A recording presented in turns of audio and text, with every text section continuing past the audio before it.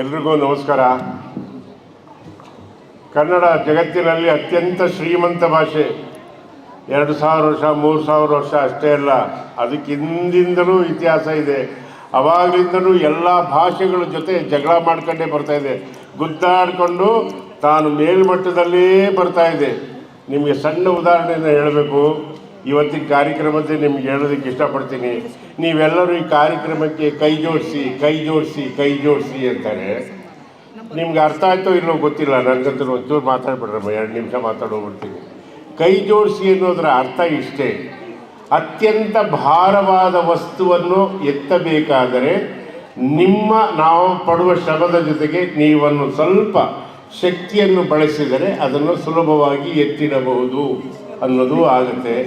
ಕೈ ಜೋಡಿಸಿ ಅಂದರೆ ರಮಣಶ್ರೀ ಗ್ರೂಪ್ನವ್ರು ಇದ್ದಾರಲ್ಲ, ನಮ್ಮ ಷಡಾಕ್ಷವರು ಅತ್ಯಂತ ಬಡವರು ಪಾಪ, ಗೊತ್ತಾಯ್ತಾ? ಶಬಾಷ್, ಚಪ್ಪಾಳೆ ಹೊಡ್ತಾರೆ, ಹೊಡೀರಿ ಜೋರಾಗಿ. ನಿಮ್ಮಂತೂ ಜೋಬಲ್ಲಿರೋ ದುಡ್ಡು ತಕ್ಕೊಡಿ ಅಂತ ಅಫಿಷಿಯಲ್ಗಳನ್ನ ನಾವೇನು ಕೇಳ್ತೀವಿ ಅಂದರೆ, ಒಂದು ಜಾಕ್ಪಾಟ್ ಆಡೋದನ್ನು ಬಿಟ್ಟು ಸಂಜೆಯ ಕಾರ್ಯಕ್ರಮವನ್ನು ತ್ಯಜಿಸಿ ಇಂಥವ್ರಿಗೆ ಸಹಾಯ ಮಾಡಿ ಅನ್ನೋದ್ರ ಅರ್ಥನೂ ಆಗುತ್ತೆ ಅನ್ನೋದನ್ನು ನಿಮಗೆ ಮನವರಿಕೆ ಮಾಡಿಕೊಡ್ಬೇಕು. ಯಾಕೆಂದರೆ ಇದಕ್ಕೆ ಹೇಳೋದು ಕನ್ನಡಕ್ಕೆ ಎಷ್ಟು ಶಕ್ತಿ ಇದೆ ಅಂತ. ಒಂದೇ ಒಂದು ಶಬ್ದಕ್ಕೆ 20ರಿಂದ 25, 30 ಪಾರಿಭಾಷಿಕ ಶಬ್ದಗಳು ಯಾವುದ್ರಲ್ಲಾದರೂ ಇದೆ ಅಂದರೆ ಅದನ್ನು ಕನ್ನಡ ಅಂತ ನೀವು ಕರಿಬೇಕು.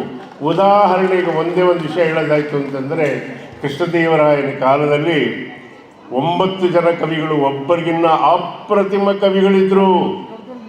ಕೃಷ್ಣದೇವರಾಯ ಕನ್ನಡಿಗ, ಅವನ ಮಕ ನೋಡ್ಕೊಂಡು ಬರೆದ್ರು ಅನ್ನೋದಕ್ಕಿಂತಲೂ ಹೆಚ್ಚಾಗಿ ಎಲ್ಲ ಕವಿಗಳು ಒಕ್ಕರ್ನಿಂದ ಹೇಳ್ತಿದ್ರು, ಅರುವು ಅದ್ವಾನಂ ತೆಲುಗು ತೀಟ ಕನ್ನಡ ಕಸ್ತೂರಿ ಅಂತ. ಏಕೆಂದರೆ ಕನ್ನಡಕ್ಕೆ ತನ್ನದೇ ಆದಂಥ ಕಸ್ತೂರಿಯ ಕಂಪಿದೆ, ಅರುವು ಅದ್ವಾನಂ. ಯಾವುದೋ ಒಂದು ಭಾಷೆ ಅದನ್ನು ಯಾಕೆ ಈ ವೇದಿಕೆ ಮೇಲಿಂದ ಹೆಸರಿಸಬೇಕು? ಅಪ್ಪಿತಪ್ಪಿ ನಾವು ಆ ಸ್ಟೇಟ್ಗೆ ಹೋದಾಗ ಇವನೇ ಥರ ಮಾತಾಡಿದ್ದು ಅಂತ ಕಲ್ಗಿಲಾಗ ಹೊಡೆದಾರು. ಅದಕ್ಕೋಸ್ಕರ ಅರು ಅಂದರೆ ಆ ಭಾಷೆ ಡಬ್ದೊಳಗೆ ಕಲ್ಲಾಕ್ಬಿಟ್ಟು ಅಳ್ಳಾಡಿಸ್ದಾಗೆ ಶಬ್ದ ಜಾಸ್ತಿ.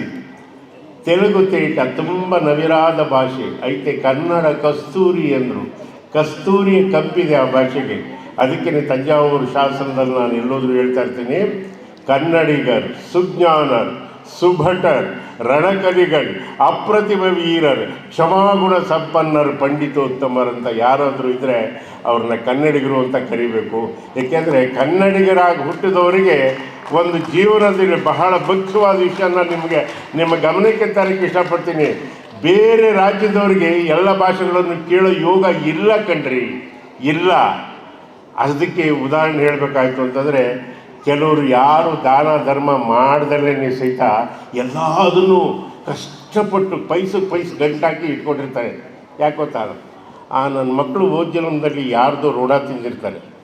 ಅವರು ಸತ್ತು ನೆಕ್ಸ್ಟ್ ಅವ್ರಿಗೆ ಏನಾಗ್ತಾರೆ ಅಂದರೆ, ಅವ್ರ ಮಗನಾಗೋ ಇಲ್ಲ ಅವ್ರ ಅಳಿನಾಗೋ ಹುಟ್ಟು ಬಂದಾಗ ಅವನ ಕೈಲಿ ಕೊಡ್ತಾರೆ. ಕರೆಕ್ಟ್ ಇಲ್ರಿ ಅಲ್ವಾ? ಹಾಗಾಗಿ ಅದನ್ನೇ ನೋಡಿ ಬಸವಣ್ಣವರು ಸ್ಪಷ್ಟವಾಗಿ ಹೇಳ್ತಾರೆ, ಪಾಪಿಯ ದನ ಪ್ರಾಯಶ್ಚಿತ್ತಕ್ಕಲ್ಲದೆ ಸತ್ಪಾತ್ರಂಗೆ ಸಲ್ಲದಯ್ಯ, ನಾಯಿಯ ಹಾಲು ನಾಯಿಂಗಲ್ಲದೆ ಪಂಚಾಮೃತಕ್ಕೆ ಸಲ್ಲದಯ್ಯ, ಕೂಡಲ ಸಂಗನ ಶರಣರಿಗೆ ಮಾಡದ ಅರ್ಥ ವ್ಯರ್ಥ ಕಂಡಯ್ಯ ಅನ್ನೋ ಮಾತನ್ನು ಹೇಳ್ತಾರೆ. ಯಾಕಿದನ್ನು ಹೇಳ್ತೀನಿ ಅಂದರೆ, ಇದ್ದಾಗ 4 ದಿವಸ ಆದಷ್ಟು ಜನಕ್ಕೆ ದಾನ ಮಾಡಿ. ಅದರೊಳಗಾಗೋ ನಮ್ಮ ಶಿವಕುಮಾರು ಒಂದು ಕನ್ನಡದ ಕಹಳೆಯನ್ನು ಸಿಂಗಪೂರ್ನಲ್ಲಿ ಉಗುತ್ತೀನಿ ಅಂತ ಓದಬೇಕಾದ್ರೆ ಅವ್ರ ಕೈಯಲ್ಲಾದಷ್ಟು ಸಹಾಯ ನಾವು ಮಾಡಬೇಕು. ಹಾಗಾಗಿ ನಾವು ನಿಮ್ಮಲ್ಲಿ ಕಳಕಳಿಯಿಂದ ಇದು ಮಾಡ್ಕೊಳ್ತೀವಿ. ಬಂದು ಕೂತಿದ್ದೀರ, ತಾವಂತೂ ಭಾಳ ಸ್ಟ್ರೈನ್ ಆಗಿದೆ, ನನಗೆ ಅರ್ಥ ಆಗುತ್ತೆ.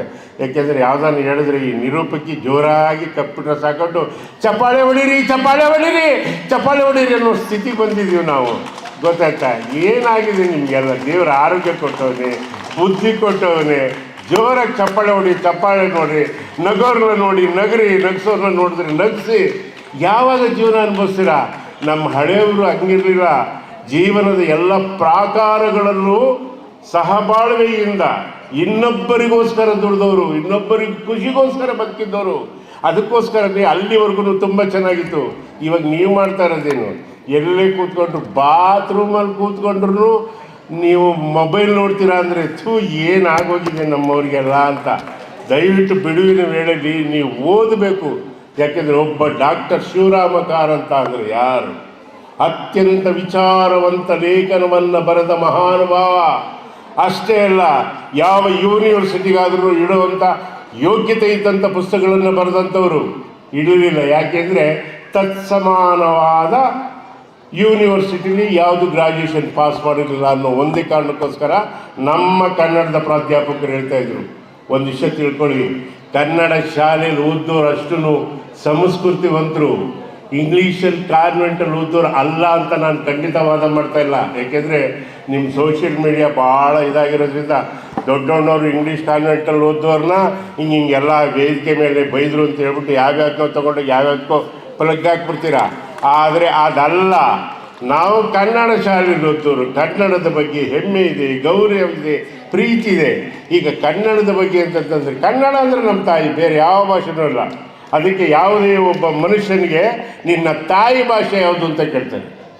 ತಾಯಿನೇ ಮೊದಲ ಗುರು. ಯಾಕೇಳಿ, ಕಷ್ಟಪಟ್ಟು 9 ತಿಂಗಳಿಂದ 1ನೇ ತಿಂಗಳು ನೀರು ಹಾಕ್ಕೊಂಡಿಲ್ಲ ಅಂದಿದ ತಕ್ಷಣವೇ ಅವಳಿಗೆ ತಳಮಳ ಶುರುವಾಗುತ್ತೆ. ತಳಮಳ ಯಾವ ರೀತಿಗೆ ಇದ್ರೆ, ಅಯ್ಯೋ ಅದು ತಿಂದರೆ ಜಾಸ್ತಿ, ಇದು ತಿಂದರೆ ಕಡಿಮೆ, ನೀನು ಆ ದೇವ್ರಿಗೆ ಹರ್ಸ್ಕೋ, ಈ ದೇವ್ರಿಗೆ ಹರ್ಸ್ಕೋ, ನೀನು ಹಂಗೆ ಮಾಡು ಹಿಂಗೆ ಮಾಡು, ಕೆಮ್ಮು 10 ಹೆಜ್ಜೆ ಓಡು, 10 ಹೆಜ್ಜೆ ನಡಿಬೇಕು. ಆ ಥರ ಎಲ್ಲ ಸಂಕಟ ಕೊಟ್ಟು ಕೊನೆಗೆ 9 ಮಾಸ ತುಂಬಿದ ಮೇಲೆ, ಗರ್ಭದಿಂದ ಮಗು ಜನಿಸಿದ ಮೇಲೆ ಯಾವ ತಿಂದರೆ ನನ್ನ ಮಗು ಕೆಟ್ಟದ್ದು ಅದನ್ನೆಲ್ಲ ಯೋಚನೆ ಮಾಡ್ತಾಳೆ. ದೂರದಲ್ಲಿರೋ ಚಕ್ಕಿ ಚಂದ್ರಮ್ಮನ ತೋರಿಸ್ತಾಳೆ, ಎದೆ ಹಾಲು ಕೊಟ್ಟು ಸಾಕ್ತಾಳೆ. ಅದಕ್ಕೋಸ್ಕರನೇ ಅವಳು ಮೊಟ್ಟ ಮೊದಲನೇ ಬಾರಿಗೆ ಯಾವ ಶಬ್ದವನ್ನು ಕಲಿಸ್ತಾಳೆ, ಅದೇ ಮೊದಲನೇ ತಾಯಿ ಭಾಷೆ. ಅದು ಕಸ್ತೂರಿ ಕನ್ನಡ ಆಗಿರಬೇಕು. ನೀವೆಲ್ಲ ಕಾನ್ವೆಂಟ್ ಕೊಡ್ತೋರಲ್ಲ, ದಯವಿಟ್ಟು ನಮ್ಮ ಅಮ್ಮದಿರು ನಿಮ್ಮ ಮಕ್ಕಳಿಗೆ ಕಡ್ಡಾಯವಾಗಿ ಕನ್ನಡ ಕಲಿಸಿ ಅಂತ ನಾನು ಬೇಡ್ಕೊಳ್ತೀನಿ. ಏಕೆಂದರೆ ತಾಯಿ ಭಾಷೆ ಯಾವುದು ಅಂತ ಕೇಳ್ತಾರೆ ಹೊರತು ತಂದೆ ಭಾಷೆ ಯಾವುದು ಅಂತ ಯಾರೂ ಕೇಳಲ್ಲ. ಹಾಗಾಗಿ ಕನ್ನಡಕ್ಕೆ ತನ್ನದೇ ಆದ ಇತಿಹಾಸ ಇದೆ. ನಿಮಗೆ ಸ್ಪಷ್ಟವಾಗಿ ಒಂದು ಉದಾಹರಣೆ ಹೇಳಬೇಕು ಅಂತಂತಂದರೆ, ನಮ್ಮ ಆಂಜನೇಯ ದೇವರು ಯಾವ್ರನ್ನವರು? ಕಿಷ್ಕಿಂಧೆಯವರು ವಿಜಯನಗರದ ಹತ್ರ ಕಿಷ್ಕಿಂಧೆಯವರು ಗಂಗಾವತಿ ಹತ್ರ ಇದೆ. ನೀವೆಲ್ಲ ಬಿಡುವಿನ ವೇಳೆ ಯಾವುದೋ ರೆಸಾರ್ಟ್ಗೋ ಯಾವುದಕ್ಕೋ ಹೋಗೋದಕ್ಕಿಂತ ಅಂಥ ಪೂಜನೀಯ ಸ್ಥಳಗಳಿಗೆ ಹೋಗಿ ಇತಿಹಾಸಕ್ಕೆ ಸಂಬಂಧಿಸಿದ ಜಾಗಗಳನ್ನು ನೀವು ತಿಳ್ಕೊಳ್ಳೋದ್ರಲ್ಲಿ ನಿಮ್ಮ ಮನೆಯವ್ರನ್ನ ಕರ್ಕೊಂಡೋಗಿ, ನಿಮ್ಮ ಮಕ್ಕಳನ್ನು ಕರ್ಕೊಂಡೋಗಿ, ನಿಮ್ಮ ನೆರೆಹೊರೆಯವ್ರನ್ನ ಕರ್ಕೊಂಡೋಗಿ ತೋರಿಸಿ, ನನ್ನ ಸಂಪತ್ತು ನನ್ನ ಸಂಸ್ಕೃತಿ ಇಷ್ಟು ವಿಶಾಲವಾಗಿದೆ ಅನ್ನೋದನ್ನು ತೋರಿಸಿ. ಅವತ್ತಿಂದಲೂ ಕನ್ನಡ ಎಲ್ಲದ್ರ ಮೇಲೂ ಫೈಟ್ ಮಾಡ್ಕೊಂಬಂದಿದೆ, ಮುಂದಕ್ಕೂ ಮಾಡ್ತಾನೆ ಇರ್ತೀವಿ. ಎಷ್ಟು 1000 ಕಾನ್ವೆಂಟ್ ಹುಟ್ಟಿದ್ರೂ ಸಹಿತ ಕನ್ನಡವಾಗೇ ಇರುತ್ತೆ. ಕಿತ್ತಷ್ಟು ಹುಟ್ಟುತ್ತೆ, ಸುಟ್ಟಷ್ಟು ಗಟ್ಟಿಯಾಗುತ್ತೆ ಅನ್ನೋ ಮಾತನ್ನು ನಿಮ್ಮ ಮುಂದೆ ಹೇಳ್ತೀನಿ. ಕನ್ನಡಕ್ಕೋಸ್ಕರ ಅಹರ್ನಿಶಿ ಕಷ್ಟಪಟ್ಟವ್ರು ಯಾರು ಅಂದರೆ ಮಾರ್ಕ್ಸ್ ಕಬ್ಬನ್. ಎಲ್ಲ ಆಂಗ್ಲಾಧಿಕಾರಿಗಳು ಮಾರ್ಕ್ಸ್ ಕಬ್ಬನ್ ಇರ್ಬೋದು, ಅವನ ಹೆಸರಲ್ಲೇ ಇರೋದು ಕಬ್ಬನ್ ಪಾರ್ಕ್ ಅಂತ. ವಿಲಿಯಂ ಹಡ್ಸನ್ನು ಬೆಂಗಳೂರು ನಗರ ಕಮಿಷನರು ಹೈಕೋರ್ಟಲ್ಲಿ ಇಂಗ್ಲೀಷಲ್ಲಿ ವಾದ ವಿವಾದ ಆಗುವಂಥ ಸಂದರ್ಭದಲ್ಲಿ ಬ್ರಿಟಿಷ್ ಕಂಪನಿ ಸರ್ಕಾರಕ್ಕೆ ಸಾಮ್ರಾಜ್ಯಶಾಹಿ ಎಲಿಜಬೆತ್ ರಾಣಿಯವರಿಗೆ ಪತ್ರ ಬರೆದು, ಇಲ್ಲಿ ಅಪರಾಧಿ ಅಪರಾಧಿ ಆಗ್ತಾನೆ ಗೊತ್ತಿಲ್ಲದಲ್ಲಿರೋ ಭಾಷೆಯಲ್ಲಿ ಮಾತಾಡಿದ್ರೆ ಆದ್ದರಿಂದ ವಾದ ವಿವಾದಗಳು ಕನ್ನಡದಲ್ಲಾಗಬೇಕು ಅಂತ ಮೊಟ್ಟ ಮೊದಲನೇ ಬಾರಿಗೆ ಪರವಾನಗಿ ಅರ್ಥಾತ್ ಪರ್ಮಿಷನ್ ತರಿಸಿದ್ದು ಹಡ್ಸನ್. ಅದಕ್ಕೆ ಅವನ ಹೆಸರು ಹಡ್ಸನ್ ವೃತ್ತ ಅಂತ ಇರೋದು ಕಾರ್ಪೊರೇಷನ್ ಹತ್ರ. ಅದನ್ನು ನೀವು ತಿಳ್ಕೋಬೇಕು. ಮಾರ್ಕ್ಸು, ಕಬ್ಬನ್ನು, ವಿಲಿಯಮ್ಸ್ ಇವನೊಬ್ಬ ಇರ್ತಾನೆ ಪ್ಲೇಟ್ಸ್ ಅಂತ. ಆ ಪುಣ್ಯಾತ್ಮ ಏನು ಅಂದರೆ ಸ್ವಂತ ಜೇಬಿಂದ ಧಾರವಾಡದ ಕಮಿಷನರ್ ಆಗಿರ್ತಾನವನು. ಆ ಕಮಿಷನರ್ ಆಗಿದ್ದವನು ಸ್ವಂತ ದುಡ್ಡಿಂದ, ಮಕ್ಕಳು ನೋಡಿದ್ರೆ ಮರಾಠಿ ಹೇಳ್ಕೊಡ್ತಾ ಇರ್ತಾರೆ ಧಾರವಾಡದಲ್ಲಿ. ಅವನೇನು ಮಾಡ್ತಾನೆ, ಎಲ್ಲರನ್ನೂ ಕರೆದು ಮಾತಾಡ್ತಾನೆ, ಎಲ್ಲ ಕನ್ನಡದಲ್ಲಿ ಮಾತಾಡ್ತವೆ. ನೀವು ಮನೇಲಿ ಮಾತಾಡೋ ಭಾಷೆ ಯಾವುದು? ಕನ್ನಡ. ಮತ್ತು ಮರಾಠಿ ಯಾಕೆ ಹೇಳ್ತಾ ಇದ್ದಾರೆ? ಅವ್ರ ಮೇಲೆ ಬಲವಂತವಾಗಿ ಅದನ್ನು ಹೇರ್ತಾ ಇದ್ದಾರೆ. ಇದು ಸಲ್ಲ, ಇದು ಕರ್ನಾಟಕದ ಭೂಮಿ, ದಯವಿಟ್ಟು ಇಲ್ಲಿ ಕನ್ನಡದಲ್ಲಿ ಮಾತಾಡಬೇಕು ಅಂತ ತರಿಸಿದ್ದವನು. ಅದು ಪರವಾನಗಿ ಬರೋವರೆಗೂ 6 ತಿಂಗಳ ಕಾಲ ಒಬ್ಬ ಕಮಿಷನರ್ ಆಂಗ್ಲ ಅಧಿಕಾರಿ ತನ್ನ ಜೇಬಿಂದ ದುಡ್ಡು ತೆಗೆದು ಮೇಸ್ಟ್ರಿಗಳಿಗೆಲ್ಲ ದುಡ್ಡು ಕೊಟ್ಟು ಕನ್ನಡ ಪಾಠ ಮಾಡಿಸ್ತಾನೋ. ನೀವೀಗೇನೂ ಮಾಡಬೇಕಾಗಿಲ್ಲ, ಕಾನ್ವೆಂಟಿಗೆ ದಯವಿಟ್ಟು ಪರ್ಮಿಷನ್ ಕೊಡ್ದಲ್ಲಿ ಇದ್ಬಿಟ್ರೆ ಸಾಕು, ಅಷ್ಟೇ. ನಾವು ಇವಾಗಲವ್ರನ್ನ ಕೇಳ್ಕೊಳ್ಳೋದೇನು ಅಂದರೆ, ಯಾವುದೇ ಇವ್ರಿಗೆ ನೀವು ಪರ್ಮಿಷನ್ ಕೊಡಬೇಡಿ, ಕನ್ನಡ ಶಾಲೆಗಳಿಗೆ ಕೊಡಿ ದಯವಿಟ್ಟು. ಕನ್ನಡವೇ ನಿತ್ಯ, ಕನ್ನಡವೇ ಸತ್ಯ ಅನ್ನೋದನ್ನು ಯಾವತ್ತೂ ಮರಿಬೇಡಿ. ಮತ್ತೆ ಈ ಜಾಗದಲ್ಲಿ ಇನ್ನೊಬ್ಬ ಪಂಪ ಹುಟ್ಟಬೇಕು, ಇನ್ನೊಬ್ಬ ರನ್ನ ಹುಟ್ಟಬೇಕು. ತೆಂಕಣ ಗಾಳಿಯು ಸೋಂಕಿದೊಡಂ, ಒಳ್ಳುಡಿ ಕೇಳ್ದೊಡಂ, ಇಂಪನಾಳದ ಗೇಯಂ ಕಿವಿ ಒಕ್ಕೊಡಂ, ಹೆಂಗಿದರಿ ಯಾರಂಕುಶವಿಟ್ಟೊಡಂ, ನೆನೆಬದೆಲ್ಲ ಮನಂ ಬನವಾಸಿ ದೇಶಮಂ ಅಂತಾನೆ. ಗೊತ್ತಾಯ್ತಾ? ಪಂಪ ಬರೆದಿರೋದು ಆದಿಕವಿ ಪಂಪ. ವ್ಯಾಸ, ಭಾಸ, ಕುಮಾರವ್ಯಾಸ ಬರೀತಾನೆ ಉಪಮಾನ ಉಪಮೇಯಗಳ ಸಾರ್ವಭೌಮ ಅಂತಾನೆ. ನಿಮ್ಮ ಮಕ್ಕಳಿಗೆ ನಿಮ್ಗೇನಾದರೂ ಓದಕ್ಕೆ ಬದಲ್ಲ ಅಂದರೆ ನೀವು ಅದನ್ನು ಹಳ್ಕೊಂಡು, ನಿಮ್ಮ ದುರಾದೃಷ್ಟ ಹಳ್ಕೊಂಡು ಯಾವನೊಬ್ಬ ಮಿಡ್ಲ್ ಸ್ಕೂಲೋ ಹೈಸ್ಕೂಲು ಮಾಸ್ಟ್ರಿಗೆ ಒಬ್ಬನ ಮನೇಲಿ ಕೂರಿಸಿ ಏನಿಲ್ಲ ದಿವಸಕ್ಕೆ 1 ಗಂಟೆ ನಿಮ್ಮ ಅಕ್ಕಪಕ್ಕದ ನೆರೆಹೊರನೆಯವ್ರನ್ನೆಲ್ಲ ಕೂರಿಸಿ ನೀವು ಅದನ್ನು ರಾಮಾಯಣ ಮಹಾಭಾರತ, ಅದರೊಳಗಾಗೂ ನಮ್ಮ ಗದುಗಿನ ವೀರನಾರಾಯಣ ಬರೆದ ವ್ಯಾಸ ಭಾರತ, ಅದನ್ನು ಕುಮಾರವ್ಯಾಸ ಅಂತ ಕರೀತಾರೆ. ಎಷ್ಟು ಚೆನ್ನಾಗಿದೆ ನೋಡಿ. ಆ ವ್ಯಾಸ ಭಾರತವನ್ನು ಓದಿಸಿ ಹೇಳಿ. ಏಕೆ ಅಂತಂತಂದರೆ ಎಷ್ಟು ಚೆನ್ನಾಗಿದೆ ಅಂತಂತಂದರೆ ಹೃದಯ ಮುಟ್ಟಂಗಿದೆ. ಪ್ರತಿಯೊಂದು ಸನ್ನಿವೇಶಗಳನ್ನು ಅಷ್ಟೇ ಓದಬೇಕು, ಅರ್ಥ ಮಾಡ್ಕೋಬೇಕು. ನಿಮಗೆಲ್ಲ ಹೆಂಗೆ ಹೇಳೋದು, ದುರಹಂಕಾರ ಬಂದಾಗ ಯಾರಿಗೆ? ಭೀಮನಿಗೆ.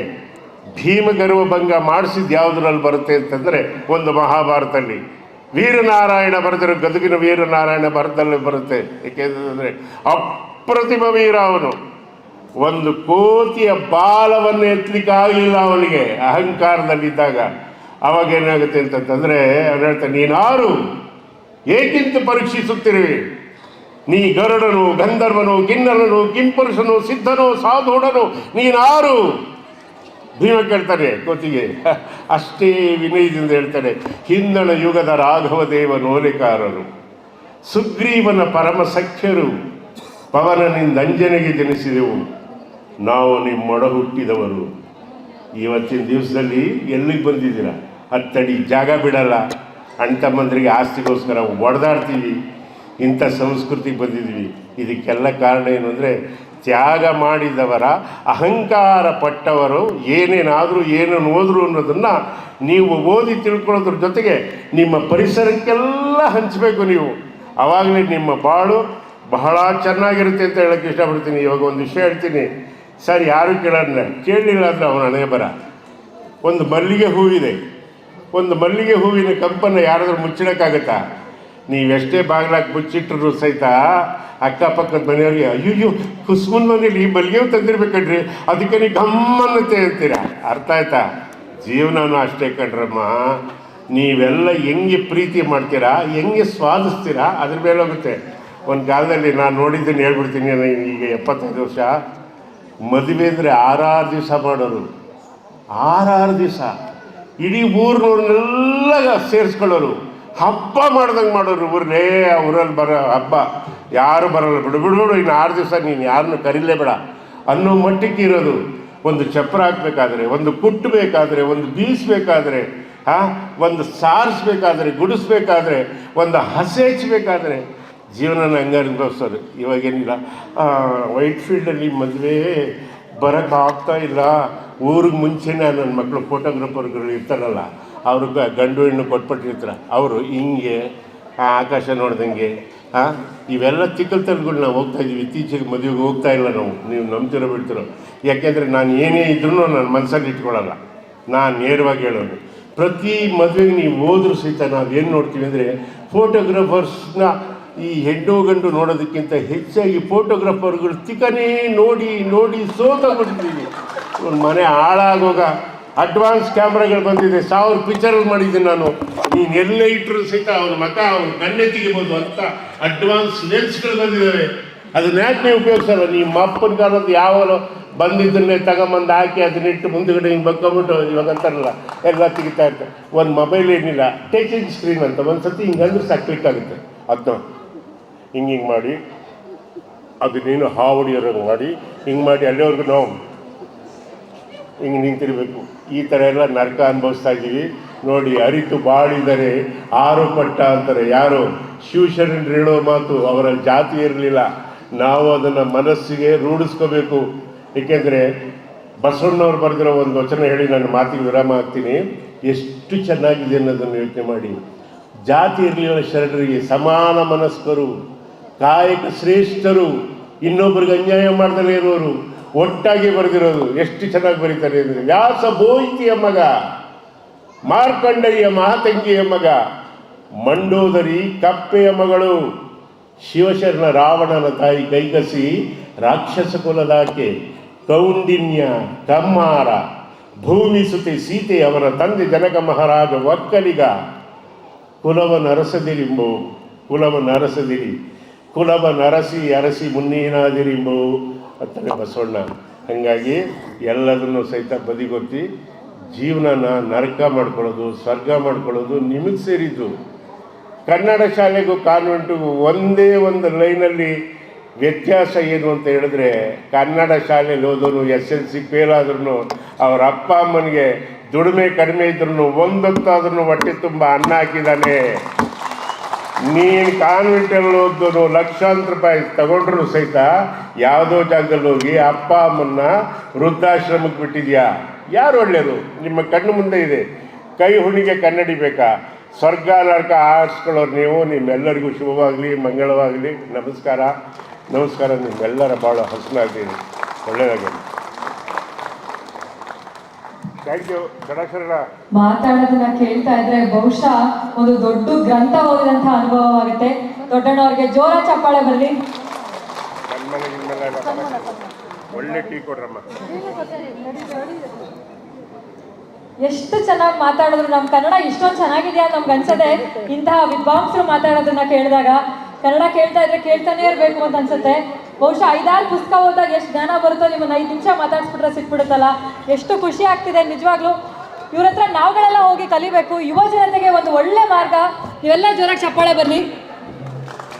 ಕನ್ನಡದ ಬಗ್ಗೆ ಅಪಾರವಾದಂತಹ ಪ್ರೀತಿ, ಕನ್ನಡದ ಬಗ್ಗೆ ಅಪಾರವಾದಂತಹ ಜ್ಞಾನ. ಅವ್ರ ಮಾತು ಕೇಳ್ತಾ ಇದ್ರೆ ನಾವೆಲ್ಲರೂ ಕೂಡ ಹೌದೌದು ಅಂತ ಹಾಗೆ ತಲೆದೂಗ್ತಾ ಇದ್ವಿ. ಅಂತಹ ಕನ್ನಡ ಪ್ರಜ್ಞೆ ಇರುವಂತಹ ಅದ್ಭುತ ನಟ, 1000ಕ್ಕೂ ಹೆಚ್ಚು ಸಿನಿಮಾಗಳು ನಟಿಸಿದ್ರು ಕೂಡ ಕನ್ನಡದ ಬಗ್ಗೆ ಪುಂಖಾನುಪುಂಖವಾಗಿ ಮಾತನಾಡಬಲ್ಲಂತಹ ಅದ್ಭುತ ಕಲಾವಿದರು ಶ್ರೀಯುತ ದೊಡ್ಡನವರಿಗೆ ನಿಮ್ಮೆಲ್ಲರ ಪ್ರೀತಿಯ ಜೋರಾದ ಚಪ್ಪಾಳೆಯೊಂದಿಗೆ ಧನ್ಯವಾದಗಳನ್ನು ಸಲ್ಲಿಸೋಣ ಬಂಧುಗಳು. ಹಾಗೆ 2ನೇ ವಿಶ್ವ ಕನ್ನಡ ಹಬ್ಬಕ್ಕೆ ನಮ್ಮ ಜೊತೆಯಾಗಿ ನಿಂತು ಇವತ್ತಿನ ಕಾರ್ಯಕ್ರಮ, ಮುಂಬರುವ ದಿನಗಳಲ್ಲಿ ನಡೆಯುವಂತಹ ವಿಶ್ವ ಕನ್ನಡ ಹಬ್ಬ ಸಿಂಗಾಪುರ್ ಕಾರ್ಯಕ್ರಮದಲ್ಲಿ ಕೂಡ ನಮ್ಮ ಜೊತೆಯಾಗಿ ಸಹಕರಿಸಬೇಕು. ನಿಮ್ಮೆಲ್ಲರ ಚಪ್ಪಾಳೆಯೊಂದಿಗೆ ಮತ್ತೊಮ್ಮೆ ಧನ್ಯವಾದಗಳನ್ನು ಸಲ್ಲಿಸೋಣ ಶ್ರೀ ದೊಡ್ಡಣ್ಣವರಿಗೆ. ಕನ್ನಡ ಹಾಡನಾಡದ ಜಪಾನ್ನ ಚಿಯೋ ಮತ್ತೆ ಕಾಕಿ ದಯವಿಟ್ಟು ವೇದಿಕೆ ಮೇಲೆ ಬರಬೇಕು. ಒಂದು ನೆನಪಿನ ಕಾಣಿಕೆಯನ್ನು ಸ್ವೀಕರಿಸಬೇಕು. I request Chiyo and Kaki to please join us on stage to receive the memento.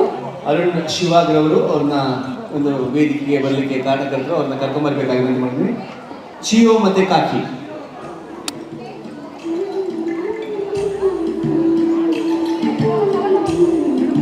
ಚಿಯೋ ಮತ್ತೆ ಕಾಕಿ ವೇದಿಕೆಯಲ್ಲಿ ಗೌರವವನ್ನು ಸ್ವೀಕರಿಸಬೇಕು. ಧನ್ಯವಾದಗಳು. ಅರುಣ್ ಶಿವಾಗ್ ಅವರು ಕೂಡ ವೇದಿಕೆಯಲ್ಲಿ ಜೊತೆ ಇರಬೇಕು. ನಮ್ಮ ಕರ್ನಾಟಕ ಪರಸ್ಪರ ಕೌನ್ಸಿಲ್ ಪದಾಧಿಕಾರಿಗಳು. ಹಾಗೆ ಇವತ್ತು ಚಿಯೋ ಮತ್ತೆ ಕಾಕಿ ಇಲ್ಲಿ ಬರ್ಬೇಕಂದ್ರೆ ಕಾರಣಕರ್ತರು ಅಂತಾರಾಷ್ಟ್ರೀಯ ಡ್ರಮ್ಮರ್ ಅರುಣ್ ಶಿವಾಗ್. ಅರುಣ್ ಶಿವ ಅವರು ಅವ್ರನ್ನ ಕರ್ಕೊಂಡಷ್ಟೇ ಬಂದಿಲ್ಲ, ಅವ್ರಿಗೆ ಕನ್ನಡ ಕೂಡ ಹೇಳ್ಕೊಟ್ಟಿದ್ದಾರೆ. ಸೊ ಮತ್ತೊಮ್ಮೆ ಅವರು 3 ಜನರು ಕೂಡ ಇವತ್ತಿನ ಕಾರ್ಯಕ್ರಮದಲ್ಲಿ ಧನ್ಯವಾದಗಳನ್ನು ಸಲ್ಲಿಸೋಣ. ಹಾಗೆ ಮಹತಿ ಅನಂತ್ರವರು ಆರಂಭದಲ್ಲಿ ನೃತ್ಯವನ್ನ ಮಾಡಿದ ಕಲಾವಿದರು, ಅವ್ರಿಗೂ ಒಂದು ನೆನಪಿನ ಕಾಣಿಕೆ ನೀಡಬೇಕಾಗಿ ಮಹತಿ ಅನಂತ್. ಕುಮಾರಿ ಮಹತಿ ಅನಂತ್ ಅವರನ್ನ ವೇದಿಕೆಗೆ ಸ್ವಾಗತಿಸೋಣ. ಕಲಾವಿದರಿಂದ ಕಲಾವಿದರಿಗೆ ಗೌರವ ಸಮರ್ಪಣೆ. ಯಾಕಂದ್ರೆ ಅಂತಹ ಹಿರಿಯ ಕಲಾವಿದರು ವಿದ್ವಾಂಸರ ದೊಡ್ಡಣ್ಣವರಿಂದ ಈ ಪುಟ್ಟ ಕಲಾವಿದರಿಗೆ 109ನೇ ಕಾರ್ಯಕ್ರಮವನ್ನ ನಮ್ಮ ಕರ್ನಾಟಕ ಪರಸ್ಪರ ಕೌನ್ಸಿಲ್ನಲ್ಲಿ ನೀಡಿದಂತಹ ಕಲಾವಿದರಿಗೆ ದೊಡ್ಡಣ್ಣವರಿಂದ ನೆನಪಿನ ಕಾಣಿಕೆ ಮಹತಿ ಅನಂತ್.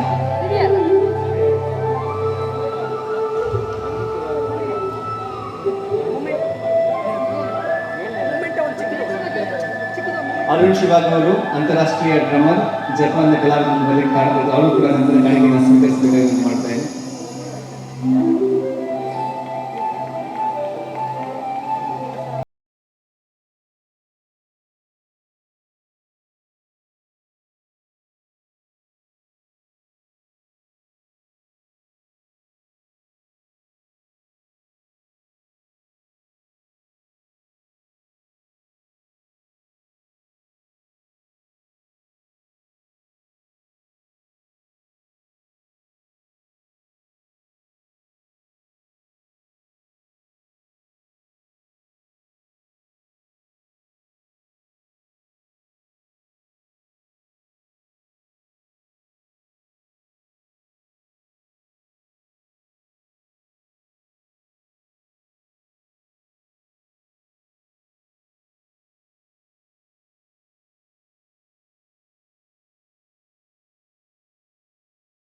ಮತ್ತು ಕಿಶೋರು ಇಬ್ಬರು ಬರ್ರಿ.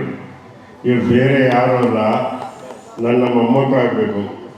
ಹಂಗಾಗಿ ಅತ್ಯಂತ ಖುಷಿ. ಏಕೆ ಅಂತಂದರೆ ಯಾವ ಮಟ್ಟಕ್ಕೆ ನನ್ನನ್ನು ಹಿಡಿದು ಉಕ್ಕಾಕಿ ಎಳೆದಿಟ್ಬಿಟ್ಟಿದ್ರು ಅಂದರೆ ಅವ್ರ ಅಜ್ಜಿಗೆ ಹೇಳ್ಬಿಟ್ಟು ಆ ಕಡೆ ಈ ಕಡೆ ಹೋಗ್ಬಾರ್ದಂಗೆ ಯಾಕೆ ತಾತ ಏನು ಮಾಡ್ತಾಯಿದ್ರೆ ಅಂತ. ಲೀಲಾ ಬೇರೆ ಯಾರೂ ಅಲ್ಲ, ನನ್ನ ಸ್ವಂತ ಮಗಳಿದ್ದಂಗೆ. ಯಾಕೆಂತಂದರೆ ಒಳ್ಳೆ ಮಗಳು ಕಷ್ಟಪಟ್ಟು ಸಾಕಿದೆ. ಶಿವಕುಮಾರ್ ಅಂತ ಹೊಡ್ಕೊಂಡೋಗಿ ಮದುವೆ ಹೋಗ್ಬಿಟ್ಟ, ಅರೇಂಜ್ ಮ್ಯಾರೇಜು. ಹಾಗಾಗಿ ಎಲ್ಲರೂ ನಮ್ಮವರು ಅಂದ್ಕೊಂಡ್ರೆ ನಮ್ಮವರಾಗ್ತಾರೆ, ಯಾರು ನಮ್ಮವರಲ್ಲ ಅಂದರೆ ಯಾರೂ ನಮ್ಮವರಾಗಲ್ಲ. ಅದಕ್ಕೇ ಬಸವಣ್ಣವರು ಒಂದು ಒಳ್ಳೆ ಮಾತಾಡ್ತಾರೆ, ಎಮ್ಮವರು ಬೆಸಗೊಂಡಡೆ.